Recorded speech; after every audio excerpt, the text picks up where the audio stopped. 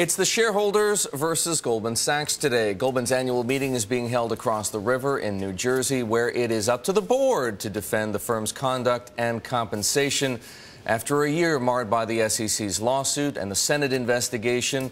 With us by phone from Durham, North Carolina, is our friend and contributing editor, Bill Cohan, author of Money and Power: How Goldman Sachs Came to Rule the World. So, Bill, you've spent a lot of time with Goldman. You know the composition of the board. How do you expect things to play out at the shareholders' meeting today? Eric, I feel like I'm being so cynical at 6 o'clock in the morning, but we both know, we were there last year.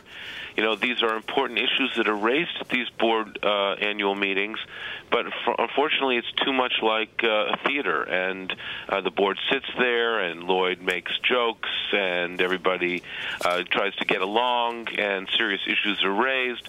But we both know, and we've known for a long time, that not much really happens at these annual meetings. They're a requirement of the SEC, but they're not a place for real policy changes to be implemented. Bill, given the scandals that, or certainly the CDO scandal that Goldman had to live through last year, not to mention Carl Levin's Senate investigation, do you think, in your opinion, and I am asking for your opinion, that there is a greater chance that some of these shareholder proposals, there's one on pay put forth by, supported by a number of religious groups, nuns and the Sisters of St. Joseph of Boston, for example, the Sisters of St. Francis of Philadelphia, do they have any better a chance this year of getting passed than they did in years past?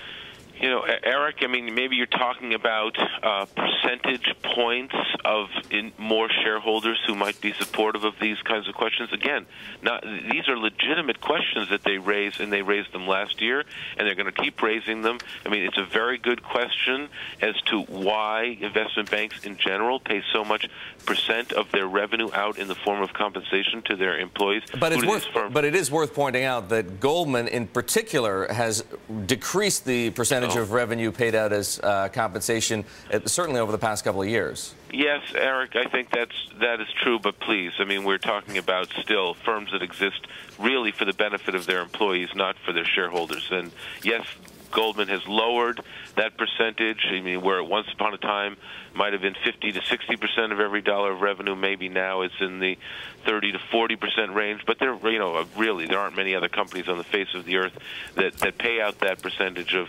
revenue to employees. I don't see much change here, Eric. I mean, I think it's nice that Goldman and other firms consider these proposals, but it really isn't going to until the big institutional shareholders get involved and want to make serious change in the way these firms are run. It's not going to change. Bill, thanks as always for joining us. Bill Cohan joining us there from Durham, North Carolina. He is the author of Money and Power: How Goldman Sachs Came to Rule the World. So pay very much in focus at that Goldman meeting, but also political contributions and, believe it or not, climate change. Dear